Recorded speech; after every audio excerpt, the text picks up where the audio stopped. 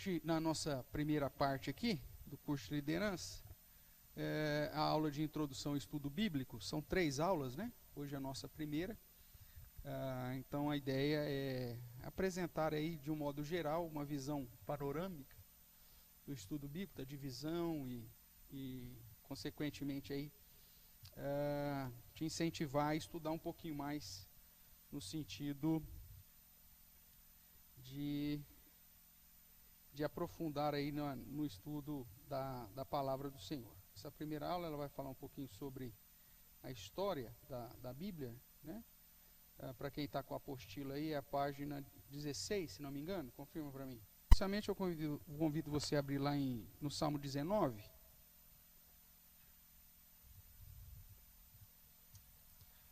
Para meditarmos um pouquinho neste Salmo.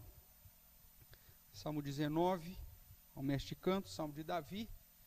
Eu vou ler, os irmãos acompanhem aí a leitura que farei.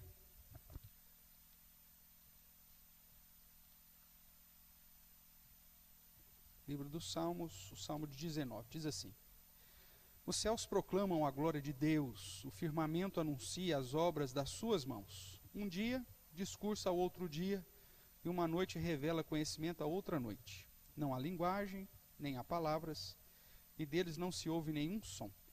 No entanto, por toda a terra se faz ouvir a sua voz, e as suas palavras até os confins do mundo. Aí pôs uma tenda para o sol, o qual, como noivo que sai dos seus aposentos, se regozija como herói a percorrer o seu caminho. Principia numa extremidade dos céus e até a outra vai o seu percurso, e nada refoge ao seu calor. A lei do Senhor é perfeita e restaura a alma. O testemunho do Senhor é fiel e dá sabedoria aos simples. Os preceitos do Senhor são retos e alegram o coração. O mandamento do Senhor é puro e ilumina os olhos. O temor do Senhor é límpido e permanece para sempre. Os juízos do Senhor são verdadeiros e todos igualmente justos. São mais desejáveis do que o ouro, mais do que muito ouro depurado, e são mais doces do que o mel o destilar dos favos. Além disso, por eles se admoesta o teu servo, e em os guardar a grande recompensa. Quem há que possa discernir as próprias faltas? Absolve-me das que me são ocultas. Também da soberba guarda o teu servo, que ela não me domine. Então serei irrepreensível e ficarei livre de grande transgressão. As palavras dos meus lábios e o meditar do meu coração sejam agradáveis na tua presença, Senhor, rocha minha e redentor meu. Amém. Irmãos, o Salmo 19 é um salmo didático, né, para nós, porque ele apresenta de um modo claro uma divisão quando se trata da revelação de Deus. O nosso Deus sempre se revelou desde o início, desde a criação, falando diretamente ao homem. Quando nós vamos lá para Hebreus, nós já estudamos isso também várias vezes, que Deus se revelou de muitas maneiras, né? Primeiramente aos pais ou aos patriarcas, onde ele falava diretamente com cada um deles, com Adão, depois com Noé, depois com Abraão, com Isaac, por aí vai. Depois ele falou pelos profetas, né, que vai de Moisés é a transição, até Malaquias ou João Batista, dependendo da transição que você queira dar. E nos últimos dias não falou pelo Filho.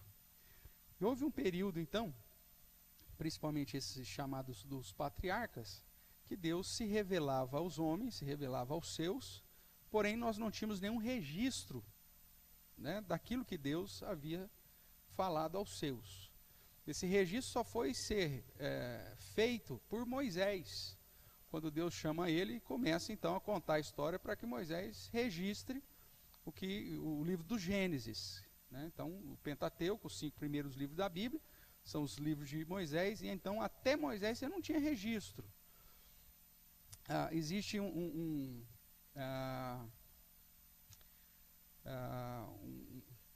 estudo, né, vamos assim dizer, relacionado ao livro de Jó, porque o livro de Jó ele vai ser contemporâneo de Abraão, né? Então é provável que esse livro de Jó tenha alguma situação já, essa história seja conhecida. Nós não temos necessariamente o autor, né, de modo claro, mas também as pessoas acreditam que essa seja uma história depois registrada, muito tempo depois do que de fato aconteceu. Nesse período, como que se fazia, então, para que as pessoas soubessem o que a Bíblia, o que Deus queria que o seu povo seguisse, dentro dessa história da Bíblia? Era justamente através da tradição oral. O que Deus falou para Adão, foi passado para Sete, foi passado para os seus descendentes, foi passado assim sucessivamente, até chegar em Moisés, para que a gente tenha o registro. Porém, a revelação de Deus já é evidente desde o início. E é isso que o Salmo 19 diz. Do verso 1 ao verso 7, ele fala sobre a revelação especial, que nós chamamos, que é a revelação por meio das obras criadas, tanto pela própria figura do homem, quanto por toda a outra obra da criação, o céu, o cosmos, todas as coisas. Tudo isso revela Deus. Então, a revelação geral, melhor dizendo, né? A revelação geral refere-se a toda essa expectativa relacionada à criação de todas as coisas, desde o cosmos até das mínimas coisas. E depois do verso 7 ao verso 14, nós vemos o Salmo referendando a respeito da revelação especial. Essa sim, é a revelação especial, que é a revelação da vontade de Deus e que depois foi registrada. Então aqui é sinônimo, né? Nós vamos ver aí vários sinônimos sobre a revelação especial de Deus. Você tem a lei, você tem testemunho, você tem preceito, você tem mandamento, você tem o temor, você tem juízos. Tudo isso são sinônimos, refere à mesma coisa, a palavra revelada de Deus. E aí as características, né, dessa palavra, né? Que é perfeita, que é fiel, que é reta, que é pura, que é limpa, que é verdadeira, por aí vai. Os benefícios, né, que ela faz: restaura a alma, dá sabedorias aos simples, alegra o coração, ilumina os olhos, permanece para sempre e é totalmente ou igualmente justas. Então nós vemos que o Salmo 19, ele fala da revelação geral, a revelação da criação, e trata da revelação especial, que é aquilo que Deus falou, e que depois de um determinado momento também começou a ser registrado. Esse processo de revelação é chamado de inspiração. Então, a palavra ou a vontade de Deus foi, a partir dos profetas, dado de um modo inspirado, né? E principalmente quanto do registro dessa revelação. Hoje nós podemos dizer que existe inspiração? Não, hoje não, uma vez que a revelação terminou em Cristo Jesus, nós não temos mais inspiração. Nós, dentro da teologia, nós chamamos de iluminação, que é o processo quando eu e você se depara diante das Escrituras Sagradas para estudá-la. O próprio Espírito Santo, então, me ilumina para que eu compreenda aquilo que, sob ou debaixo da inspiração, alguém registrou, tá? Da revelação, que pode ter acontecido, como nós vimos no caso de Moisés, muitos anos, séculos, milênios antes do acontecido propriamente. Tudo bem? Então, dentro da história da Bíblia, a Bíblia é o registro, né, e a reunião de todos os escritos inspirados, né, por Deus, mesmo que já tenha sido revelado há algum tempo atrás. E isso é fechado, né? Esse período de revelação já foi fechado. E nós vemos aqui, portanto, no Salmo 19, essas duas distinções. Nós já estudamos Hebreus, como eu já disse, já estudamos em Romanos, que também apresenta perdão, o fato de que a revelação de Deus pode ser vista tanto de uma perspectiva da revelação geral, criação, ou na perspectiva da revelação especial, Sagradas Escrituras. Tudo bem até aqui? Uma das questões, quando a gente estuda a Bíblia, e até na prática, né, essa questão dos termos, né, a revelação, a inspiração, a iluminação, né, e a própria unção, né? É muito comum você ver muitas pessoas, ainda no dia de hoje, pedindo a unção do Senhor. Senhor, unge agora o pastor, que ele vai pregar, e que o Senhor possa ungir o teu servo. Teologicamente falando, essa oração ela não tem efeito, porque a unção também, dentro da perspectiva bíblica, ela está relacionada a alguns ofícios, né, que recebiam a unção para exercer determinado ofício dentro de todo o período aí bíblico, em especial no Antigo Testamento, que era o rei, o sacerdote, o profeta. Mas muitas vezes a gente usa o termo unção hoje de um modo errado, mas a gente tolera muitas vezes porque coloca como sinônimo de iluminação. Senhor, ilumine o teu servo para que o teu Santo Espírito então faça com que ele fale daquilo que já foi revelado, inspirado, né? E homens que foram ungidos na função de profetas, né, tal, ou reis e tudo mais, acabaram revelando. Então, são termos importantes que no estudo da Bíblia faz diferença, e principalmente na hora da prática também, na hora do ensino para a igreja, são termos que acabam confundindo muita gente e que é importante pelo menos você ter uma noção do que se trata.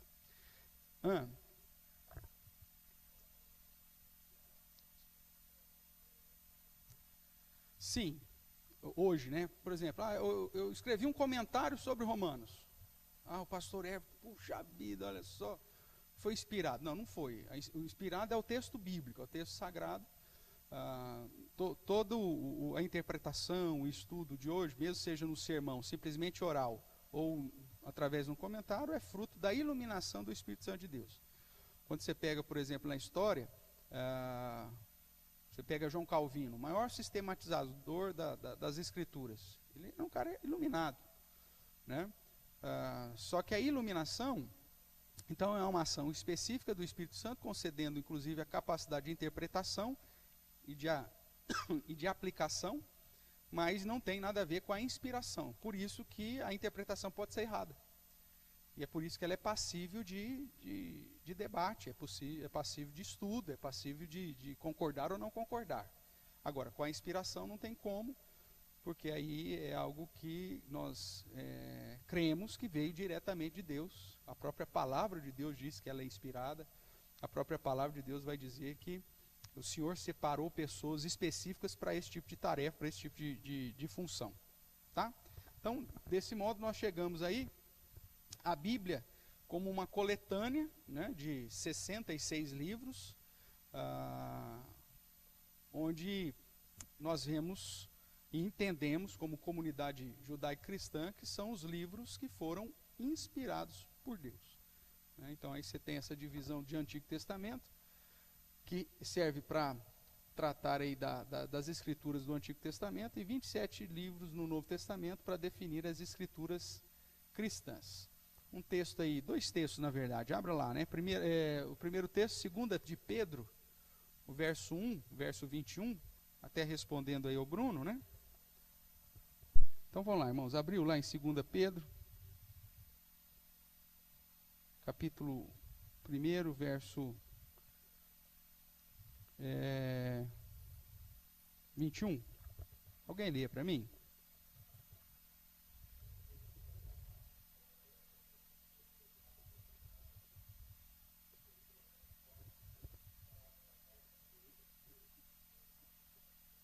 Ótimo, então veja. A própria Escritura revela que nesse processo, né, do registro da revelação, Deus é que conduziu o homem, separou esses homens inspirados para registrar justamente a vontade do Senhor. É lógico que dentro desse processo da inspiração, irmãos, o próprio Deus, ele respeita a característica, né, daquele que está sendo inspirado. Você pega, por exemplo, o apóstolo Paulo, né, que era extremamente culto, e você compara os escritos dele com o escrito de Pedro, né, que era um homem simples, um pescador, você vai ver que há diferenças literárias, né, e utilização de palavras, tal. Você pega no Antigo Testamento Isaías, né, que era de dentro da corte, e você pega, vamos lá, Amós, que era boieiro, você vê diferenças, né, no estilo e até mesmo na questão de vocabulário e tudo mais. Porém, nós cremos que, independente disso, de Deus preservar as características de cada instrumento, aquilo que foi registrado é justamente o ensino que Deus quer passar para o seu povo. Portanto, a inspiração não é que é feita pelo Espírito Santo, não é uma atitude mediúnica. Assustou? Mas é isso mesmo. Porque uma atuação mediúnica, o Chico Xavier lá recebe o Espírito, baixa a cabeça lá, meu amigo, e escreve 300 mil páginas ali, sem sair. O cara está possesso, né? E aquilo que ele escreve não é nada dele, ele escreve absolutamente aquilo que o demônio lá, o espírito, dependendo da sua crença aí, não sei, né? Está falando para o cara. A inspiração bíblica, ela não é uma atividade mediúnica, ela é uma ação do Espírito Santo sobre aquela pessoa, mas ela respeita todas as características do próprio indivíduo, né? Então, se o cara tem um nível acadêmico igual a Isaías, ele vai escrever dentro do vocabulário, dentro do nível acadêmico que Isaías tem. Se o Espírito Santo vem inspirar o Amós, o boieiro, ele vai escrever de acordo com a linguajar do cara lá, e, né, o conhecimento dele. Se ele vai pegar Pedro, se ele vai pegar Paulo como instrumento inspirado por Deus, ele vai respeitar as suas qualidades, as suas características, o seu conhecimento acadêmico, tá? Então, cuidado de confundir inspiração com atividade mediúnica, não é, tá? O Espírito Santo, ele vem sobre os homens, mas ele não muda, né, a razão, a qualidade, as características desse homem.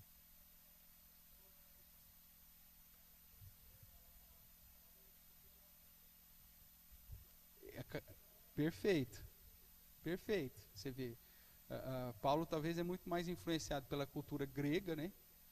E João fica muito mais preso a essa cultura cíclica do judaísmo. E não só isso, às vezes, no registro das escrituras,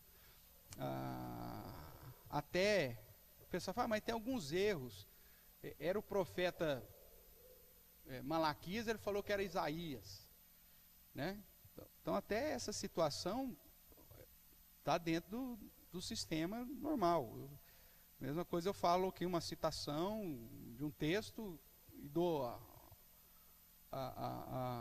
o endereço errado. Naquela época eles não tinham nem endereço, a Bíblia não era dividida por capítulos e muito menos por versículos. Então o cara tinha que falar de cabeça, tá?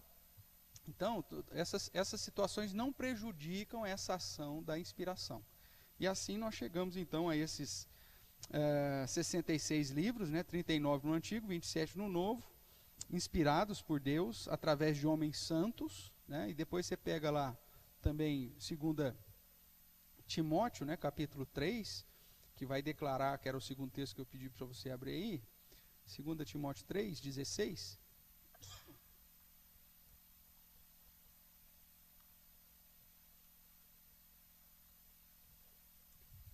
Só a primeira parte aí, diz o quê?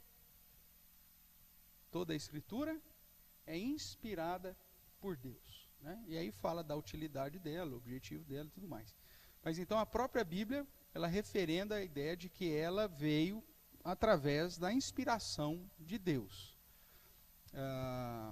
Um grande exemplo, talvez o exemplo mais vivo, né, seja o caso de Apocalipse, quando você vê o próprio Jesus revelando, mas João escrevendo, né?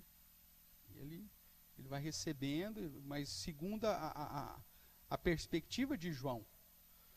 Não é um ditado necessariamente, né? No caso lá de Moisés, nós acreditamos que Deus ditou. Mesmo porque Moisés viveu milênios depois, ele falou, escreve aí o que eu tenho para te falar. Como que foi as coisas? Aí tudo bem. E existe uma outra situação, que ainda está dentro da inspiração, que é o chamado de cooperação, né? O que é isso? Abra lá em Lucas, capítulo 1.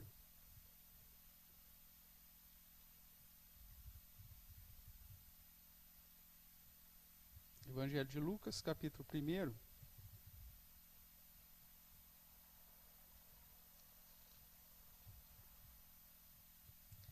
Lucas vai dizer assim, ó. Visto que muitos houve que empreenderam uma narração coordenada dos fatos que entre nós se realizaram, conforme nos transmitiram os que desde o princípio foram deles testemunhas oculares e ministros da palavra, igualmente a mim me pareceu bem, depois do quê? O que está escrito aí? De acurada investigação de tudo desde a sua origem, dar-te por escrito, ó excelentíssimo Teófilo, uma exposição em ordem, para que tenhas plena certeza das verdades em que foste instruído. Então nós vemos aqui que no caso de Lucas, ele foi inspirado, mas mediante o seu estudo acurado, a sua pesquisa, conversando com as pessoas que viveram, lendo os registros dos outros apóstolos, ou seja, fazendo uma pesquisa acadêmica, né, segundo um método científico da época, interrogando as pessoas, fazendo entrevistas, né, falando com um, falando com o outro, e a partir daí, então, registrando de um modo ordenado, cronológico, né, toda a história relacionada ao Evangelho.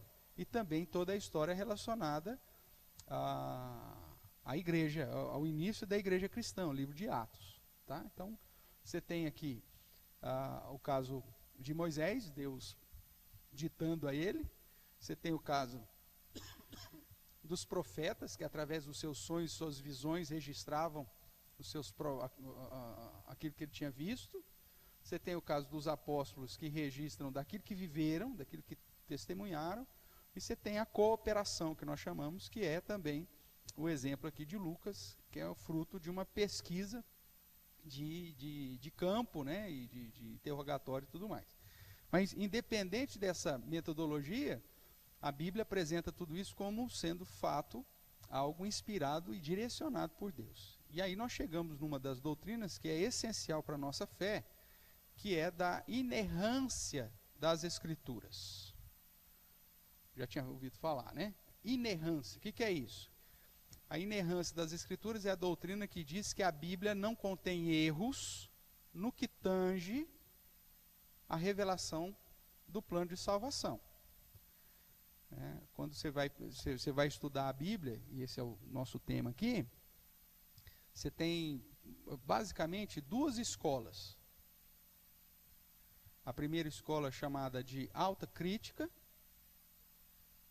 né? E a segunda escola é chamada de crítica textual. O que diz a autocrítica? A autocrítica ela é uma escola então de estudo da Bíblia que se coloca, como o próprio nome já diz, acima das Escrituras. Então ela vai investigar as Escrituras de uma perspectiva puramente científica. Então ela vai deixar de lado toda qualquer perspectiva sobrenatural. Por exemplo, a Bíblia fala que Maria se achou grávida do Espírito Santo. O que a autocrítica vai falar? Impossível. Maria pulou a cerca. Um soldado romano abusou dela. José, coitada, já foi abusada, não quis deixar ela mal falada. Aí inventaram essa história de Espírito Santo. É igual a história do boto, né, no Amazonas. Tá?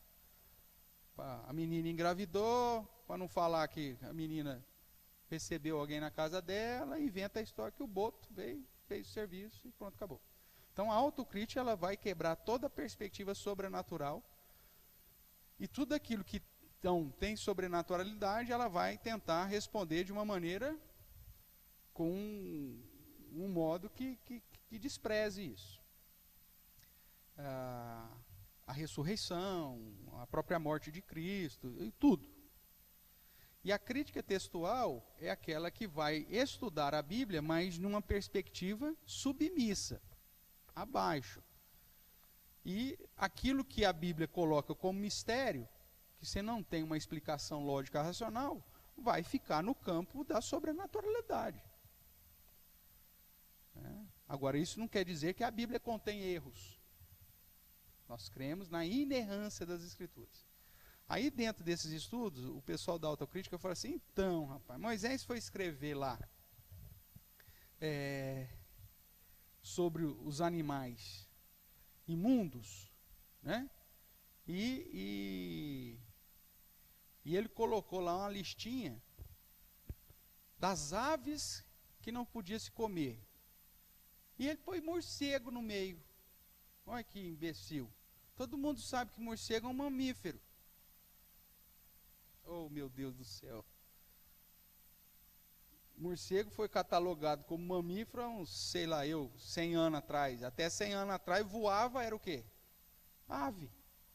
Então significa que Moisés errou no contexto biológico por não colocar o morcego na lista de mamífero e colocou como ave. Não tem nada a ver.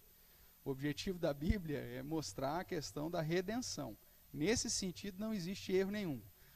Registrou lá que José foi lutar e aí o sol parou. Meu amigo, o sol sempre está parado, cara. O sol nunca mexeu. Como a Bíblia diz que o sol parou? Então tá bom, meu amigo. Até hoje você chega para sua esposa e diz: vamos ver o pôr do sol. Se o sol não se põe, se o sol não se move, como que ele se põe, como que ele nasce? Nós ainda usamos esse tipo de argumentação. Não significa que a Bíblia tem erros, né? Ela vai respeitar, inclusive, a cultura, o tempo e o conhecimento geral daquele tempo, né? Então, isso não pode jogar na conta de que a Bíblia tem erros. Então, para nós, a doutrina da inerrância continua sendo algo importante. Quando você estuda, então, a história da revelação especial, então você vai chegar aí, dependendo da inclinação que você for seguir, cerca de 40 autores. Isso vai. Por que cerca de 40 autores? Porque tem alguns livros que são anônimos. Exemplo, Hebreus. Existe um grande número de pessoas que se inclinam a dizer que Hebreus foi escrito por Paulo. Ele cita sobre Timóteo, as características literárias é bem próxima, tem expressões que só Paulo usa. Então, há um indício forte que Hebreus foi escrito por Paulo? Há um indício. Mas uma das características dos livros de Paulo é que toda vez que é ele que escreve, o que ele faz? Ele se apresenta, Paulo, apóstolo, e Hebreus não tem. Então, se você considerar Hebreus como sendo de Paulo, então você tem um autor a menos. Se você considera que é um outro autor, então você tem um outro autor a mais. Quando você vai para a Bíblia hebraica, eu trouxe só a Torá aqui, mas você pega a Bíblia, você vai ver que Esdras e Neemias é um livro só.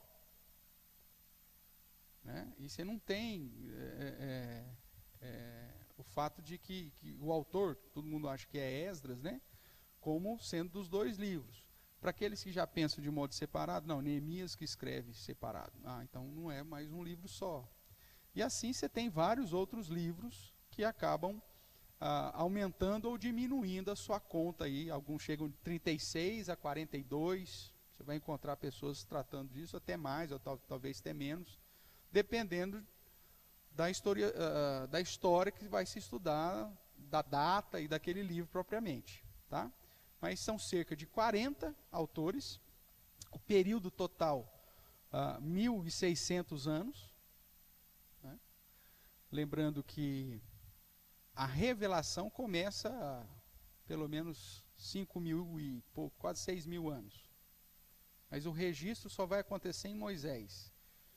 Então você pega de Moisés até João. Basicamente aí uma faixa de 16 séculos, 1.600 anos. Tá? Mas o período revelacional você tem desde a criação até o ano 100, que dá por volta aí de quase 5.000 anos, né?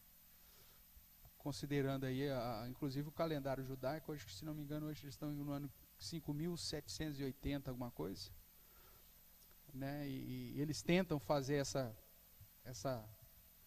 esse cálculo, né? Contando pelo menos da queda. Né? Porque a partir da queda que começa a contar, obviamente, os anos. Quando se fala lá, Adão viveu tantos anos, fulano viveu tantos anos, Adão tinha tantos anos quando nasceu fulano de tal, e aí os caras vão calculando, ele chega a alguma coisa próxima aí de 5.600, 5.700 ou 6.000 anos, dependendo do cálculo que se faz. Tá?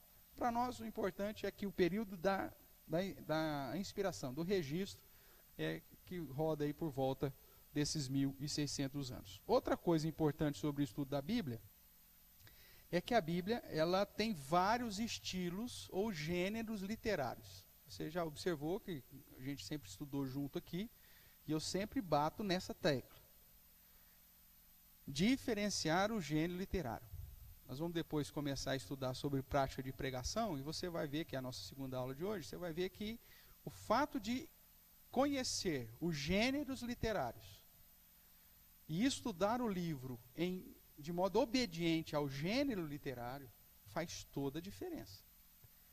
Na escola dominical passado, vocês não vieram alguns, né, mas não sei se vocês acompanharam pela internet, eu dei aqui exemplos de você pegar um texto fora do gênero literário e ter uma interpretação totalmente diferente, que é uma característica neopentecostal. O neopentecostal, para ele não tem gênero literário mesmo. Daqui uns dias eles vão falar que Deus vai criar tudo de novo, né? Porque eles vão pegar o texto de Gênesis e vai querer colocar em prática hoje. Porque simplesmente desprezam o gênero literário. E esse é um do pulo do gato. Para que você seja um bom estudioso da Bíblia, e mais que isso, para que você seja um bom pregador da Bíblia. Porque se você errou o gênero literário, certamente você vai errar a aplicação do seu texto. Porque se eu pego um texto que é histórico, que já aconteceu na história, e coloco ele como profético, o que vai acontecer? Aquilo que nós pregamos aqui domingo, ou relembramos, né? Atos 16, 31, crê no Senhor Jesus, será salvo tu e tua casa. Eu coloco isso como uma promessa para hoje. E aí eu vou estar ludibriando muitas pessoas. E estou errando na aplicação da Bíblia. Então, o gênero literário é importante. E aí você vai ver que existem narrações históricas, tem poesia, tem cântico, tem oráculos, tem parábolas, o evangelho, que é muito próximo de histórico, né? Cartas, e por aí vai. E aí nós vamos tentar, então, trabalhar um pouquinho com essa divisão, dando ênfase nesses gêneros literários aí. Antes de entrarmos propriamente, então, falando sobre o cânon, o que é o cânon? Se você for estudar sobre cânon, vem da palavra que é traduzida por cana, ou régua. Né? Um pedaço de cana, que tinha uma determinada medida, vamos medir aqui, pegava lá um pedaço de cana, isso aqui tem tantas canas. Então o cânon era um instrumento usado para medir alguma coisa, ou para estabelecer o limite de alguma coisa. Então o termo cânon vem da ideia de estabelecer o que é realmente bíblico e o que não é. Né? Então, entendemos por cânon os livros revelados por Deus e cujo registro foi inspirado pelo seu Espírito, e eles foram selecionados de acordo com o testemunho dessa inspiração, através do testemunho do povo de Israel, do testemunho de Jesus, dos próprios apóstolos, da igreja e de outros livros canônicos. Então, o que eu estou dizendo aqui? Como que você define o critério para dizer que Romanos é um livro canônico? Como que você define para dizer que o livro de Daniel é canônico, ou 1 Reis é canônico? Como que você faz isso? Ou o livro dos Salmos é canônico?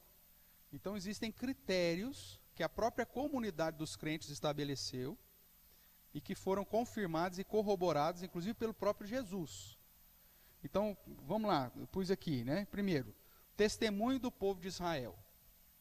O povo de Israel, a quem Deus escolheu para revelar a sua palavra, obviamente é um dos critérios para definir o que texto é bíblico e que texto que não é, que texto que vem de Deus e que texto que não vem.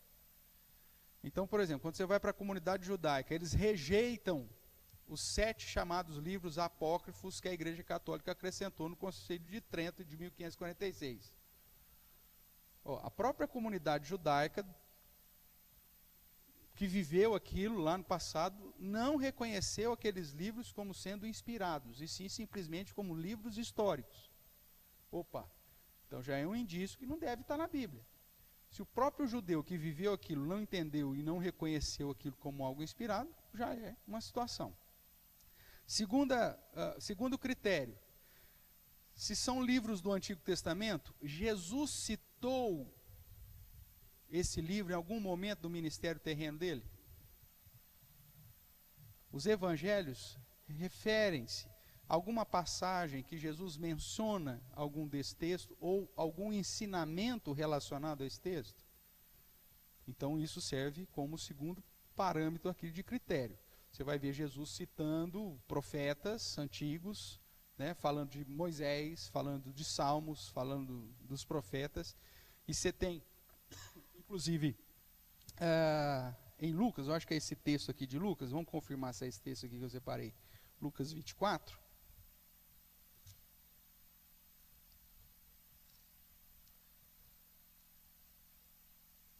Lucas 24, verso 27, primeiro. É isso mesmo. Jesus já ressuscitado, né? Verso 25, diz assim, ó.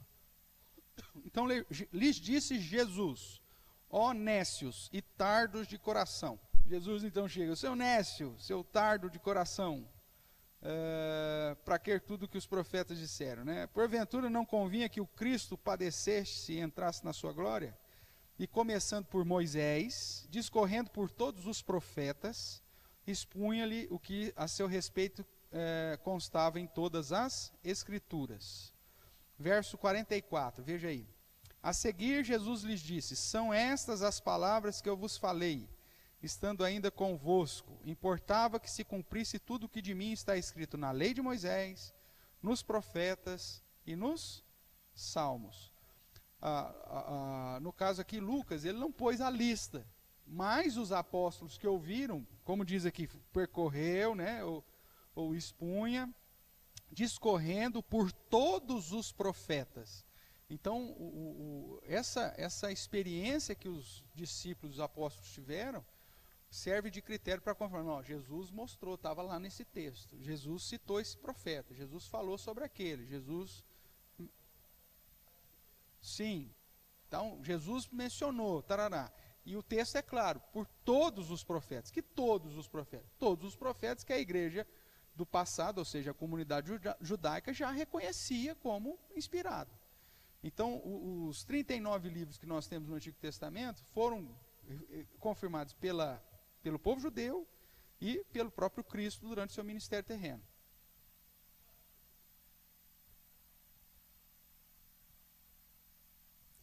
Ah, sim, sim. Então, mas aí veja, vamos colocar o livro de Enoque como canônico? Espera aí, você tem uma citação. O povo de Israel reconhece como canônico? Não. Jesus citou como canônico? Não. É a mesma coisa, Paulo cita um poeta de Gálata. Então esse poeta era inspirado? Só porque ele citou? Bem falaste os teus poetas, ó Gálatas, ventre preguiçoso e tarararara. Então significa que Paulo citou o poeta, então esse poeta é inspirado? Não, não é. Uma citação. Para que ele entre no cânon, ele tem que cumprir os critérios. Né? Não sei te falar, tem uma margem lá? Provavelmente tem. O comitê que determinou isso tem uma margem. Mas você tem que ter pelo menos 2 ou 3 critérios aí confirmados. Tá? Então, quando você tem uma citação, ótimo. Como você tem várias outras situações lá. Um exemplo, Jesus participou da festa da dedicação, que é o Hanukkah, o Chanukah. Jesus participou da festa do Chanukah. Então significa que a festa do Chanukah tem que ser uma festa que a gente vai seguir, porque Jesus seguiu. E qual o livro que trata da festa do Chanukah? Macabeus. Então significa que porque Jesus participou da festa do Hanukkah, ele está referendando o livro de Macabeus? Não. Você tem uma situação. Né? Então, para que entre no cânon, ela tem que satisfazer vários critérios. Tá? Principalmente quando critérios que Jesus confirmando. Se Jesus tivesse dito para os discípulos, observai o que disse os macabeus. Aí você coloca no cânon. Como não tem nada disso, então é só uma situação cultural que Jesus passou. Né? Então isso está dentro dos critérios. O que mais? Os próprios apóstolos. Né? E aí você tem mais os escritos do Novo Testamento. Então, os escritos do Novo Testamento precisam ser referendados pela igreja e precisam ser referendados pelos apóstolos. Não é à toa que Paulo, em vários momentos, faz questão de mostrar como que ele assinava e tudo mais, para que a igreja reconhecesse aquilo como vindo dele. E existe alguns livros do Novo Testamento que não foram canonizados, ou porque não foram encontrados, ou porque não tiveram amparo realmente. Por exemplo, você vê na primeira carta de Paulo aos Coríntios, ele cita que já tinha escrito uma carta anterior. Cadê a carta? Não tem. A carta 0 que nós chamamos. Cadê a carta 0? Tem carta 0, 1 Coríntios e 2 Coríntios. 1 Coríntios ele cita uma anterior. Cadê essa carta? Não tem. Nós entendemos que dentro da soberania de Deus, essa carta não era para entrar no cânon. Você tem a carta de Laodiceia, que ele cita lá em Colossenses. Cadê a carta de Laodiceia? Não sabemos. E Deus é soberano nesse sentido. Vamos lá, Gisele. Espera aí.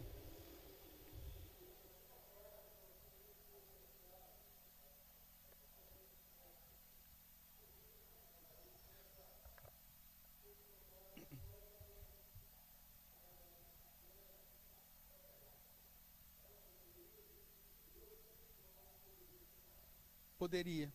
Se ela é datada daquela época, se tem comprovação científica, e se ela, vamos supor, encontramos lá no Mar Morto um jarrinho lá que tinha a carta de Laodiceia, vamos imaginar, encontraram a carta 0 de Corinto, já foi citada nas escrituras, é datada, não confronta nenhuma outra doutrina, aí que é questão, outro critério, ela tem que estar em concordância com os livros que você tem certeza que vieram de Deus. Então, nenhuma coisa tem que confrontar a outra. Então, por exemplo, achou, está datada, já foi referendada, já foi citada na própria Escritura, e está em concordância com todo o ensino bíblico, sem problema. É lógico que esse trem vai demorar 300 anos, porque a igreja vai tirar todas as dúvidas possíveis e tal. Mas seria possível? Numa perspectiva hipotética, seria possível. Tá? Agora, ela tem que cumprir os critérios. E aí você tem vários... você já deve ter ouvido falar do Evangelho de Tomé. Mas Tomé não era apóstolo, porque, coitado do Tomé, só porque o cara duvidou lá. Não.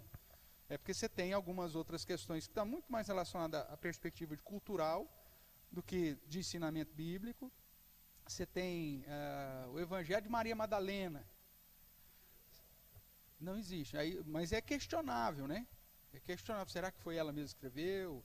Você tem uma série de... Mesmo porque as mulheres não eram alfabetizadas, Então você tem uma série você tem muito mais dúvida do que certeza. Então, qual que é o critério do cânon? Pega a varinha lá. Está faltando alguns dados do critério. Então é melhor deixar de lado, tá? Então hoje nós chegamos dentro da história da Bíblia, passou por todo esse processo. O cânon bíblico nosso mesmo só foi fechado de uma maneira mais categórica depois da Reforma Protestante. Lutero, inclusive, questionava a ideia da carta de Tiago, Porque ele se converteu lendo Paulo, que o justo viverá pela fé.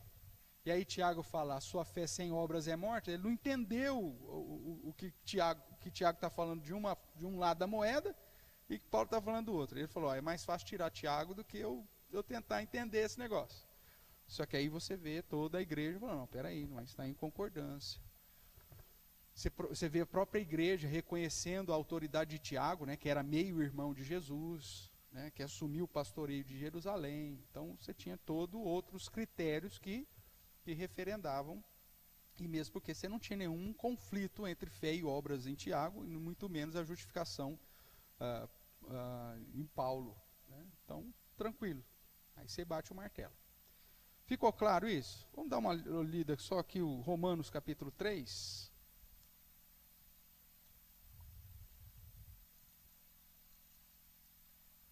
Antes de entrar aí, como nós começamos um pouquinho atrasado, nós vamos passar um pouquinho também, viu, irmãos? Então, Romanos 3, 2.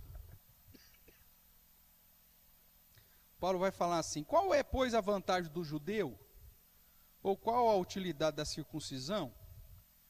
Aí ele fala: muita, sob todos os aspectos, principalmente porque aos judeus foi confiados o quê?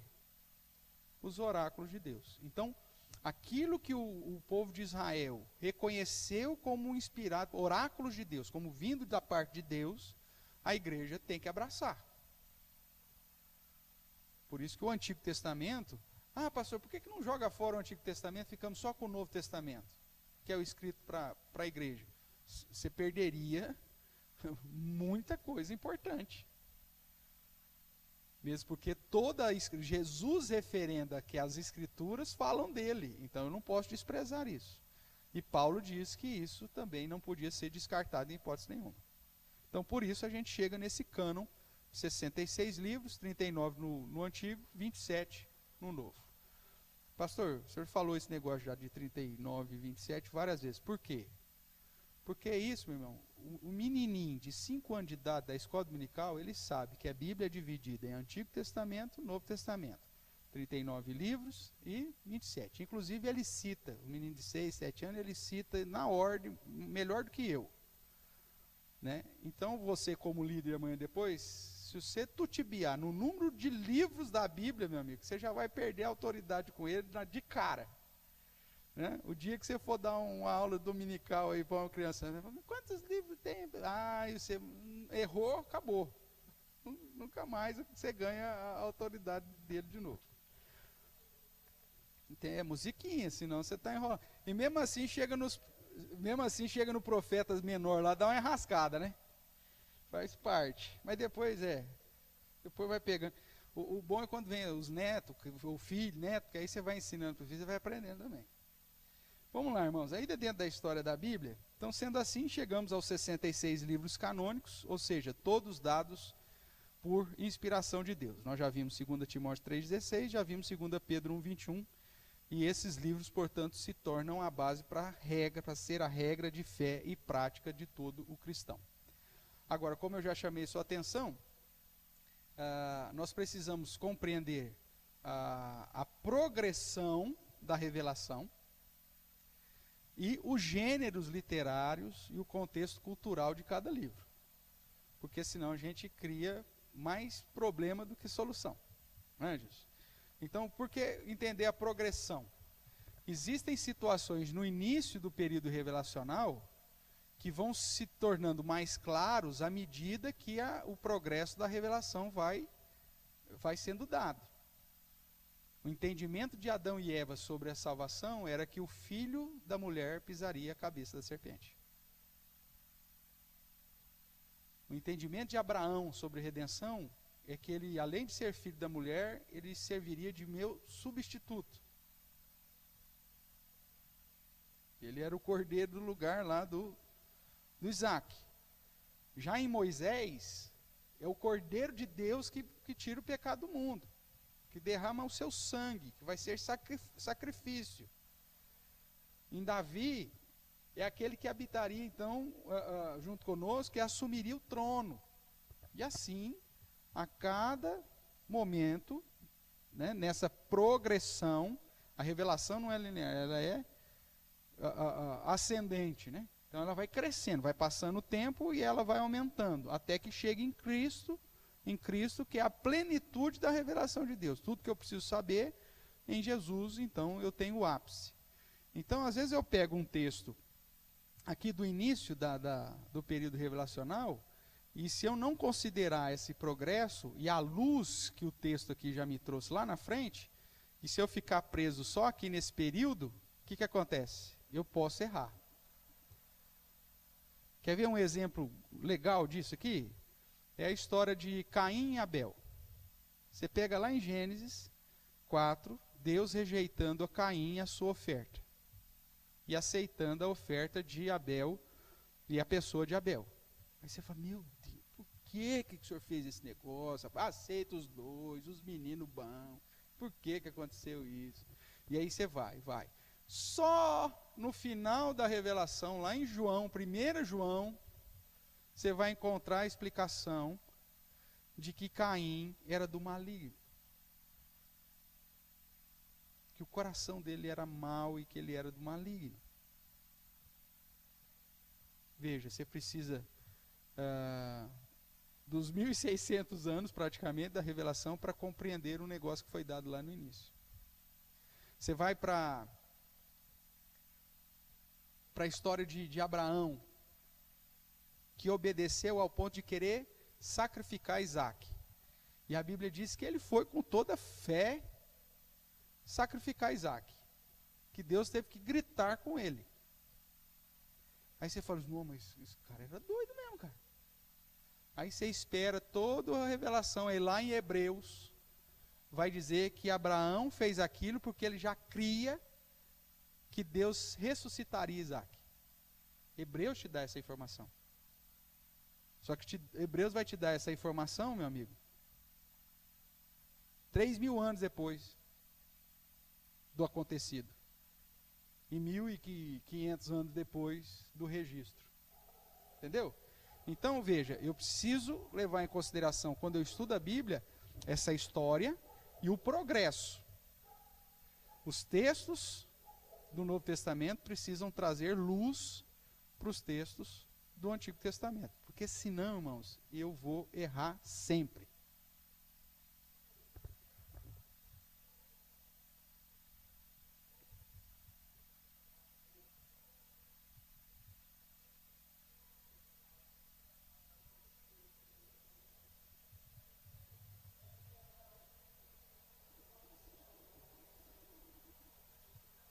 Não, é pela fé, na promessa. É.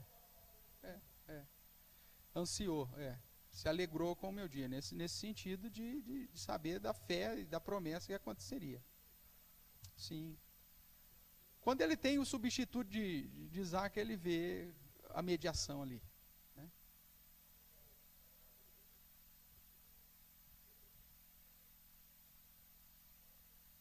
Também isso. Sim. E até uma questão até muito mais rigorosa que a nossa, né? Tanto que você vê gente simples no momento da encarnação de Jesus Cristo serem citados lá, aguardando a vinda do Messias. Aquela profeta Ana, o próprio Simeão, né? Ele, no caso específico, tinha recebido uma promessa. Mas por quê? Porque eles estudavam os oráculos de Deus. Você vê que até os magos do Oriente sabiam. Então eles acompanhavam essa progressão. Eles estavam atentos a essa progressão. Né? E nós precisamos estar atentos a essa progressão, porque senão você acaba aplicando ou estudando um texto preso a um determinado momento da revelação e se esquecendo da luz que vem da encarnação de Jesus e do Novo Testamento. Tudo bem até aqui? Então, além da progressão, essa questão do gênero literário. Né? Então, existem vários outros escritos que eu já citei aqui para você, os chamados apócrifos, são cerca de 14 livros. Desses 14 livros, 7 a Igreja Católica acrescentou no Antigo Testamento. Né? Bias, 1 Macabeus, 2 Macabeus, Eclesiástico, então, são 7. Eles fazem isso justamente para tentar referendar algumas práticas culturais. A utilização de vela, oração para defunto, uma série de situações que você vê nesses registros históricos, né, e que eles colocam como parte da revelação. Mas a própria comunidade judaica não reconhece. Vamos lá, os gêneros literários. Como eu disse aí, esses 14 livros não satisfazem os critérios canônicos. Tá? Então vamos lá, divisão da Bíblia e gênero literário. Então, essa é uma situação que se você depois, eu sempre incentivo o pessoal no Catecúmenos, ou no tal, fazer isso, pegar lá na sua Bíblia aqui, o índice, o sumário, né? Tem Bíblias agora que já está fazendo isso. Ela já divide o sumário por gênero literário. Tamanha a importância disso. Né? O meu aqui ele já vem dividido. Então ele vem o Pentateuco. Aí ele coloca Gênesis, Êxodo, Levítico, Números e Deuteronômio. Então, por quê? Porque é um gênero literário. Ele é histórico e, ao mesmo tempo, aponta para questões proféticas. É muito semelhante à ideia do Evangelho, né? Mas quando você pega, por exemplo, o registro, né, de Levítico, que vai tratar das questões cerimoniais do sacerdócio levítico, ou quando você pega Números, que vai tratar das questões mais civis, né, do censo do povo, ou Deuteronômio, que é a síntese de tudo, que trata da lei e tudo mais, você vai ver que o objetivo desse escrito é contar a história e apontar para exigências que Deus ainda quer que estejam em vigor hoje. Existem partes da lei que ainda estão em vigor sobre nós, né? A lei moral é um exemplo disso. E que Jesus, inclusive, traz uma luz maior do que aquela que que o próprio povo judeu decodificava. Ouviste que foi dito, não matarás, eu porém vos digo, se você considerar o seu irmão como um tolo no seu coração, você já é um assassino. Então Jesus ainda traz uma interpretação bem mais picante, vamos dizer assim, né? Ouviste que foi dito, não adulterarás, se olhar com intenção impura, pronto, já era, já foi. Então é um peso a mais, isso está em vigor. Então a lei, ela tem a sua importância ainda hoje? Sim, mesmo porque é através dela que a gente reconhece que nós carecemos de Deus. Então Gênesis, Êxodo, Levítico, Número e Deuteronômio trata de Torá, ou Pentateuco, ou lei, né? Eu incentivo você depois marcando no seu índice aqui, para você, quando for estudar a Bíblia, pelo menos você lembrar que tipo de gênero literário que trata. Depois você tem os chamados livros históricos, né, que vai de Josué até Ester. Então Josué, Juízes, Ruth, 1º e 2º Samuel, 1º e 2º Reis, 1º e 2º Crônicas, Esdras, Neemias e Ester. São livros históricos. Quando eu vou estudar, eu vou estar atento à progressão da revelação e atento a esse gênero literário. Se é um livro histórico, ele registrou a história. Os livros históricos, eles trazem princípios de vida. Eles trazem ensinamentos que servem de padrão, de princípio, mas não podem ser traduzidos ou interpretados como livros de promessa, como livros que, se eu fizer aquilo, vai acontecer comigo. Não, é só o registro histórico. Então, quando as pessoas vão lá e pegam esses textos históricos, e vamos pegar o caso lá de Golias, registro de Davi vencendo Golias. É um registro histórico, meu amigo. Vai ter critérios ali? Qual é o critério? A confiança de Davi, a fidelidade de Davi de não permitir que o nome de Deus fosse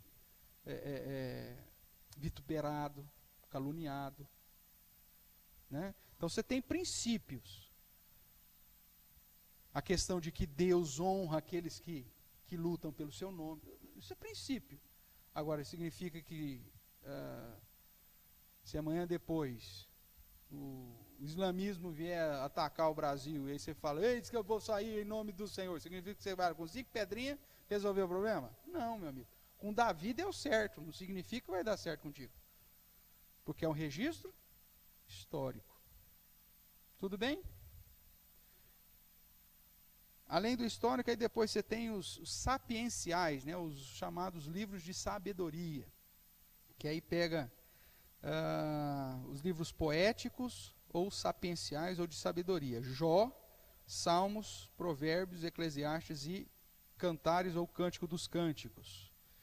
Esses textos, irmãos, alguns vão apresentar essa sabedoria de uma perspectiva de probabilidade, né? O caso de Provérbios.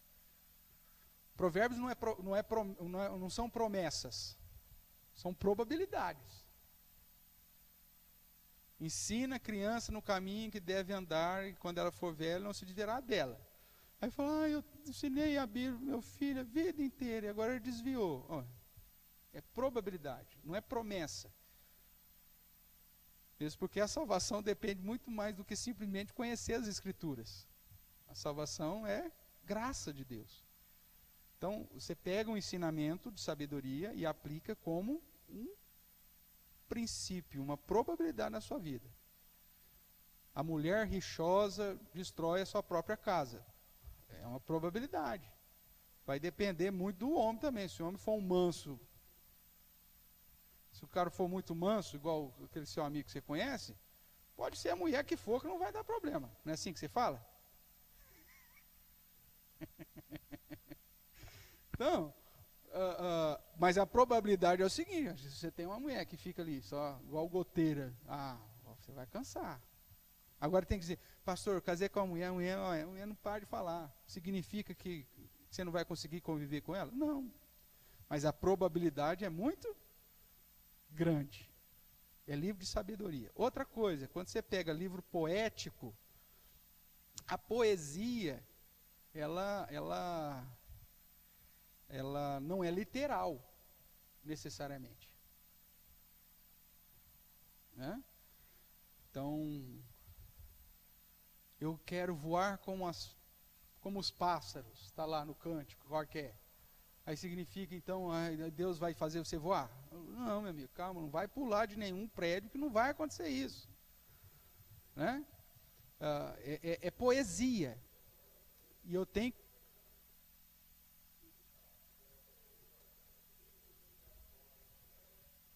Cantares? Vamos chegar lá, estou falando de salmos.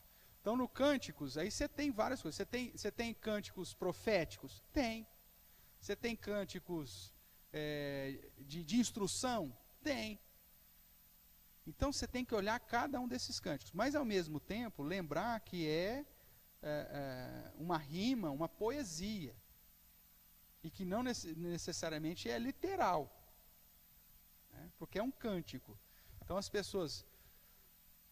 um que nós estudamos recentemente, o Salmo 91, né? Que fala da proteção do Senhor, que fala de um monte de situação, que cita um monte de pragas, e que tudo indica que também é um salmo de Moisés, né? Porque havia a seguinte prática no registro. Salmo de Davi, vamos imaginar, Salmo 10, Salmo de Davi, o Salmo 11, se eu não coloco nada, a probabilidade é que seja de Davi. Se é de Salomão, aí eu tenho que pôr o título que é de Salomão. Então, existe uma característica, que alguns estudiosos que dizem que o Salmo 91 também é de Moisés. O Salmo 90 é de Moisés, e o Salmo 91, que seria anônimo, também apontaria para Moisés. Isso tem bastante sentido, porque você vai estudar o Salmo 91, você vai ver que ele fala de termos relacionados lá do Egito. Ele fala de tendas.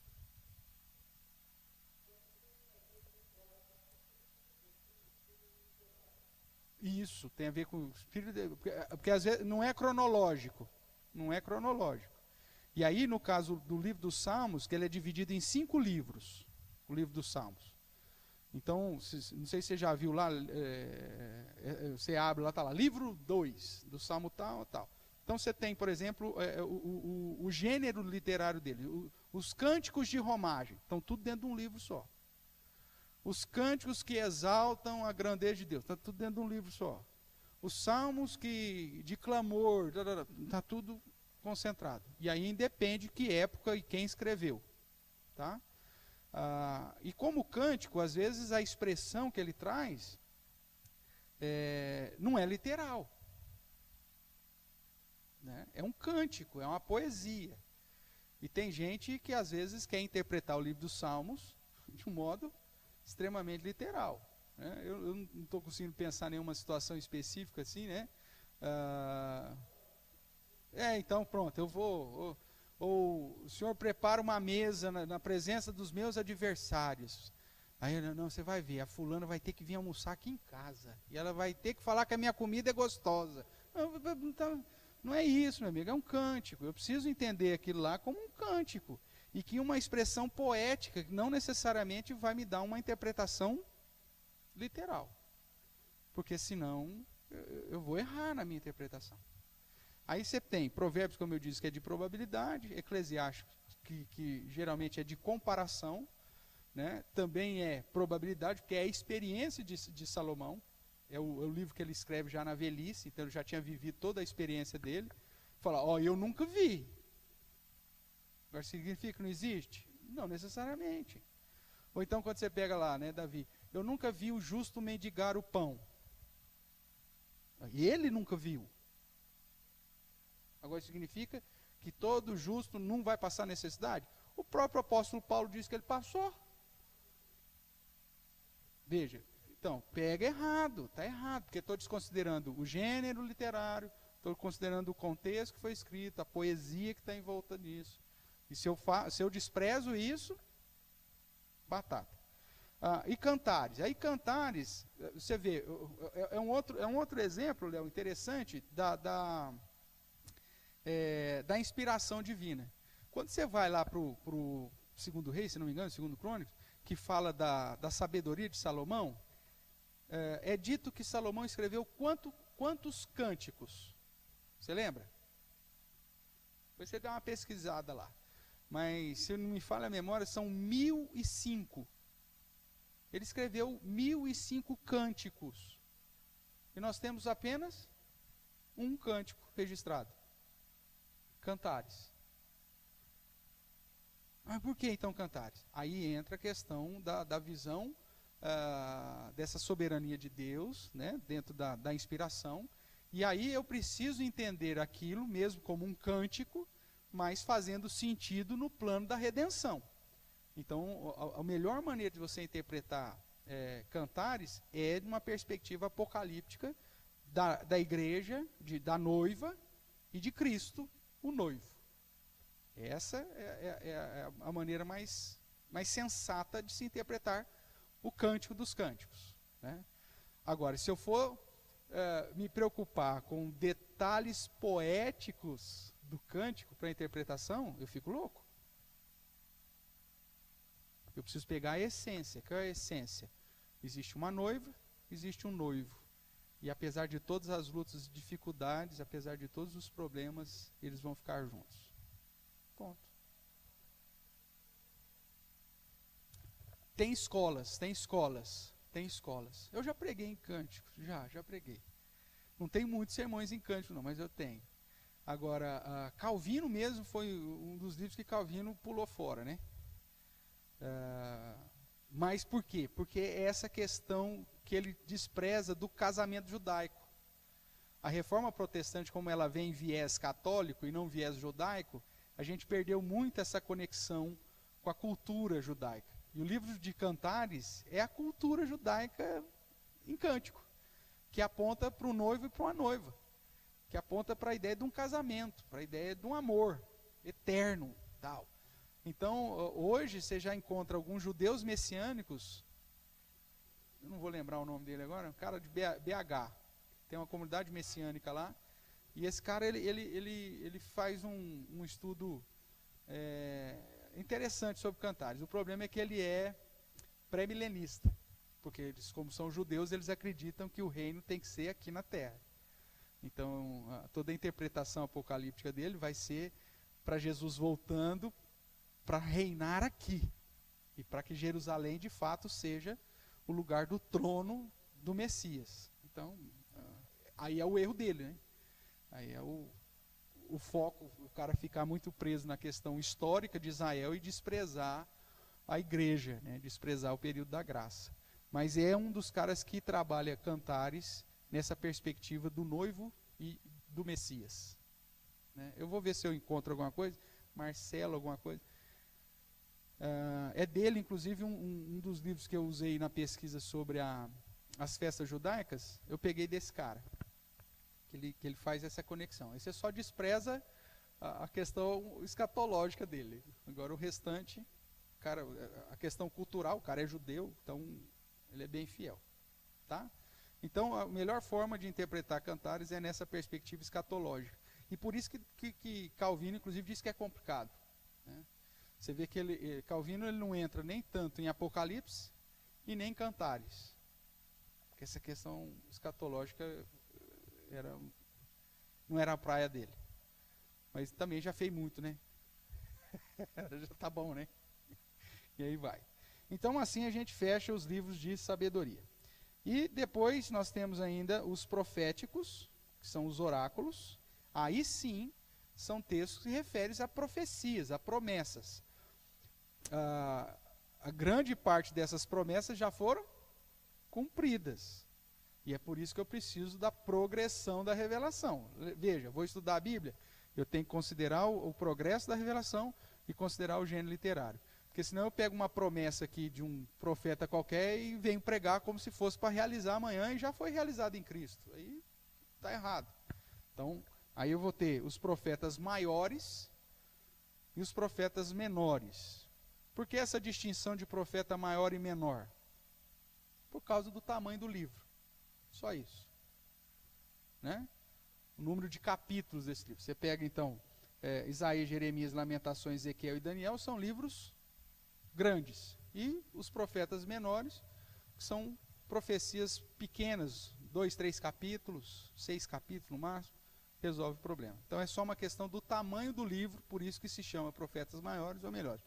Não é que os profetas maiores são melhores que os profetas menores, né? Não é uma questão hierárquica, é só a questão do tamanho do livro. E todos falam de profecia.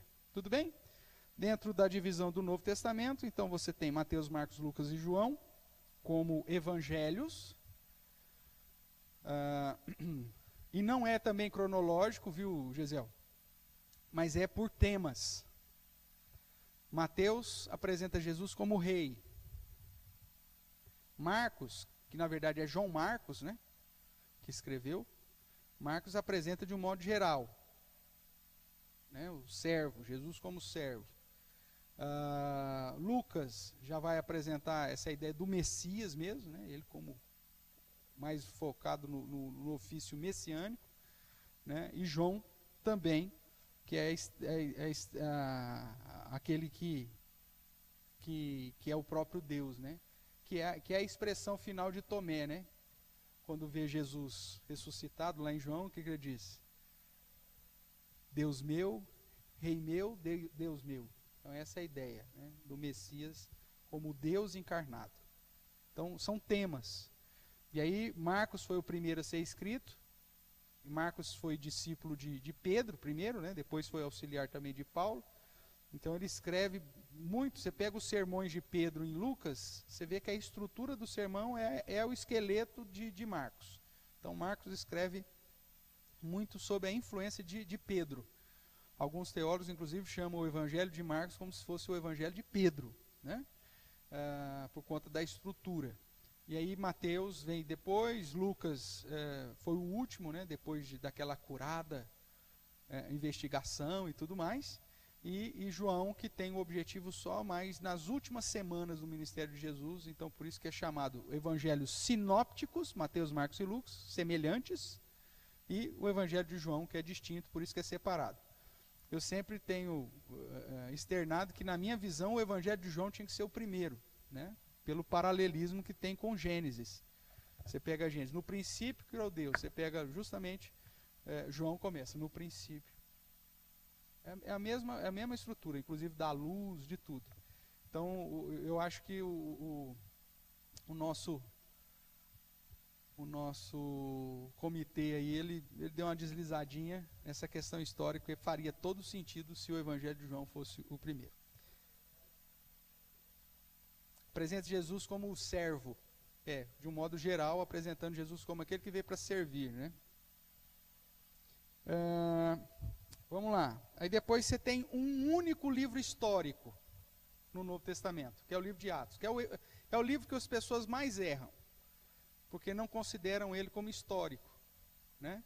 A própria base dos dons carismáticos está errado, porque não levou em consideração o gênero literário. Qual que é a base do neopentecostalismo e do pentecostalismo para dom de línguas?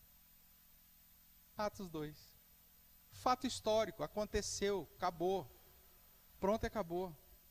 Se o cara tivesse simplesmente observado a progressão da revelação e o gênero literário do texto, não existiria igreja pentecostal, meu amigo. Né, Marquinhos?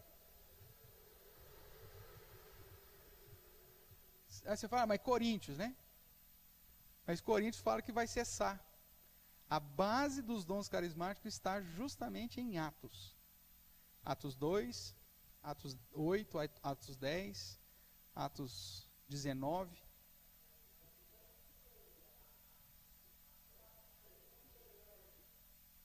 O dom de línguas. O dom de línguas, é.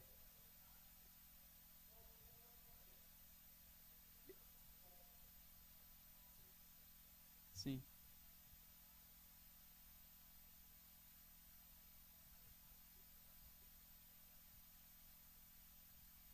E Marcos 16, né? Marcos 16. Mas veja, se você tira, você coloca Atos no lugar devido dele, como livro histórico, 90% da base da manutenção dos dons carismáticos você lança por terra. Não tem porquê de ter. E mesmo quando você usa, porque Coríntios, o próprio dom carismático, ele se conflita. Quando Paulo apresenta como credencial de apóstolo, ou quando Paulo, lá em 2 Coríntios 12, 12, ou quando lá em 1 Coríntios 13, 8, diz, olha, vai cessar. Né? Quando em 1 Coríntios 14 ele fala, eu mesmo prefiro, né, falar não sei quantas mil palavras que alguém entenda do que 5 em outra língua. Então, quer dizer, o próprio texto de Coríntios ele já vai desqualificando o dom carismático, né? Por quê? Porque não é o dom que eles pregam como hoje. O que eles pregam como hoje é a manifestação de Atos, que é um livro histórico. E aí bagunça tudo coreto.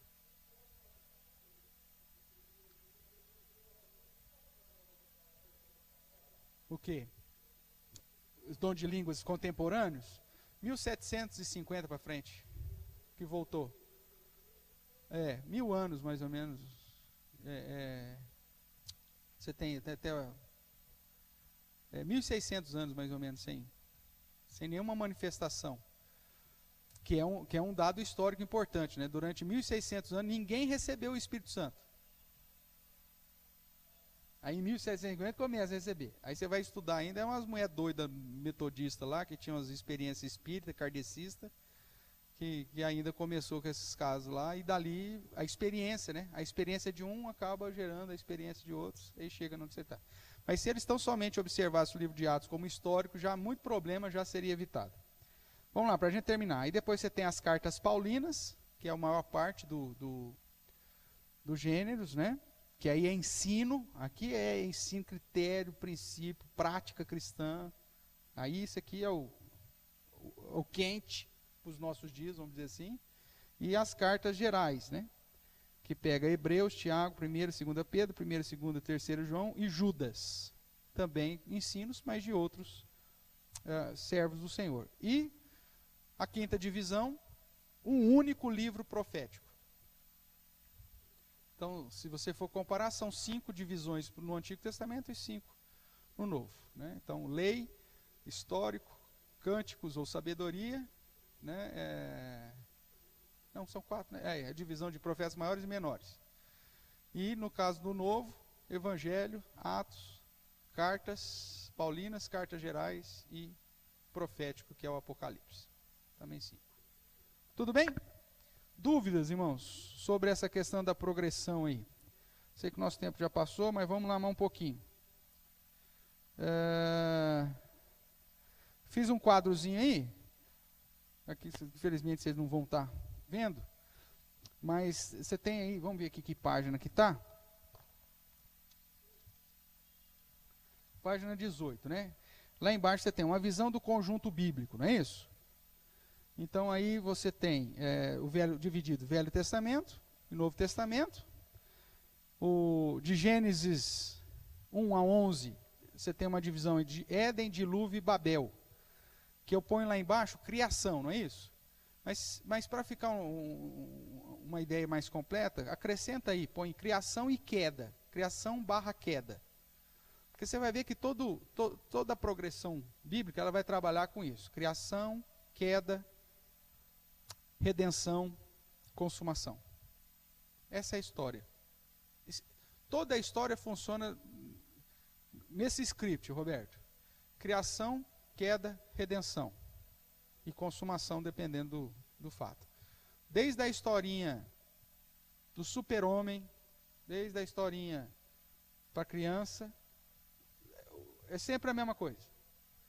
Você tem lá, ó, o pato feio. Aí ele nasceu, aí ele fica desprezado, e aí tem a redenção dele, é um cisne. Super-homem e Batman versus Batman, é a mesma coisa. Tem eles bonitinho, briga, redenção, morre, depois vem o outro filme, traz a redenção. É sempre isso, irmãos. Ninguém inventa nada novo, tudo funciona nessa mesma coisa. Porque essa é a história da humanidade: criação, queda, redenção e consumação. Então você tem primeiro quadrinho aí, primeira coluna, criação e queda. Depois você tem de Gênesis 12 a Malaquias 4, a história dos patriarcas, Egito, peregrinações, está errado aí, está faltando um E aí, né? Ficou peregrinações, é peregrinações. Juízes, Reino Unido, Reino Dividido, que a gente vai estudar isso na próxima aula. Cativeiro, restauração. Embaixo está escrito Israel, você põe Israel barra lei. Israel barra lei.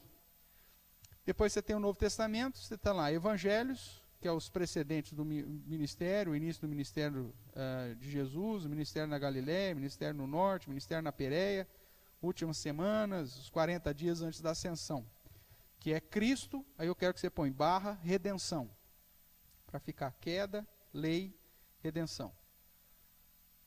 Aí depois você tem de Atos e as epístolas, a igreja de Jerusalém, dispersão em Antioquia, viagens missionárias, Jerusalém até Roma, o intervalo entre prisões, as cartas pastorais e as cartas gerais. Aí você tem igreja e ao mesmo tempo barra graça. Enquanto no segunda coluna você tem Israel barra lei, e aqui você tem igreja barra graça, o período da graça. E a última coluna aí, Apocalipse, as divisões aí, apesar que eu só pus 5, né, são 7, mas só de você ter uma ideia aqui. 7 igrejas, 7 selos, 7 trombetas, 7 taças, que é os castiçais. Você tem aí os aliados de Satanás, aí a queda, são 7 sessões, que é a consumação. Então fica criação, queda, Israel, lei, Cristo, redenção, igreja, graça, consumação. Tá? Beleza? Então assim a gente fecha a nossa primeira aula com essa visão geral da história da Bíblia. Nós aprendemos então hoje sobre revelação geral, revelação especial. Aprendemos sobre revelação, inspiração, iluminação e unção. Aprendemos sobre cânon e critérios para a definição do cânon, e a divisão da revelação progressiva em gêneros literários, e vimos quais eles são e qual é a divisão. Por isso que a Bíblia não é um livro escrito para você ler de capa a capa. Eu vou começar a ler a Bíblia. Aí pega aqui em Gênesis e acha que vai nessa sequência. Pior modo de você ler, a pior maneira para ler a Bíblia é desse jeito. Mas você tem que ir por gêneros. Mesmo porque você vai pegar a parte histórica e você vai ver que ela é paralela aos profetas. Então, se você for ler numa sequência, você perde muitas vezes alguns dados. O ideal é você ler aquele período histórico dos livros históricos e depois o período histórico dos profetas, porque aí você faz as conexões, né? Isso é assunto para a próxima aula da história da Bíblia, aí, que a gente faz essa divisão cronológica. Se você quiser ler depois a Bíblia cronologicamente, aí dá para seguir lá. E aí provavelmente você deve começar com Gênesis e Jó, né, que são os livros do mesmo período.